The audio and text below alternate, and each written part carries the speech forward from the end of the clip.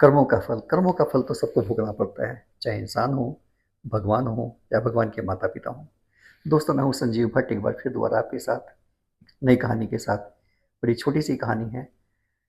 कहानी ये है कि जब भगवान कृष्ण कंस का वध करके माता देवकी और पिता वासुदेव के पास आए, तो माता देवकी ने बोला कि हे पुत्र, आप तो भगवान हो, लोग कहते हैं आप साक्षात विष्णु के अवतार हैं, तो भी हमें 14 वर्ष क्यों आपसे दूर रहना पड़ा? 14 वर्ष तक हम क्यों नहीं आपसे मिल पाए?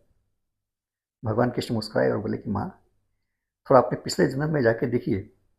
पिछले जन्म में आप माता कैकेयी थे और आपने ही पिता दशरथ के द्वारा 14 वर्ष के लिए मुझे अपने से अलग कर दिया था।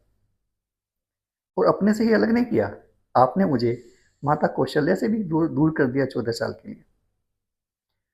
तो माँ, ये कर्मों का फल है, भोगना ही पड़ता है, इसलिए मुझे 14 वर्ष लगे आपसे मिलने में। माता देवकी ने बोला, अच्छा, अगर ऐसा ही है तो माता कौशल्या कहाँ है? तो भगवान मुस्कुराए, बोले कि माँ, माता यशोदा ही माता कौशल्या है, और इस जन्म में मेरे जन्म होने के तुरंत बाद मैं उनके पास पहुंच गया। हे माँ, कर्मों का फल भोगना पड़ता है। चाहे कोई भी प्राणी हो जो इस पृथ्वी पे आए, उसको अपने कर्म के अनुसार तो फल मिलता ही है। इसलिए भगवान कृष्ण ने कहा है, कर्म अच्छे होने ही चाहिए।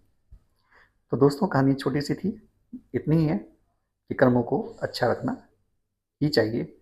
अच्छे कर्म करते रहिए, खुश रहिए, मस्त रहिए, स्वस्थ रहिए, व्यस्त रहिए। धन्यवाद।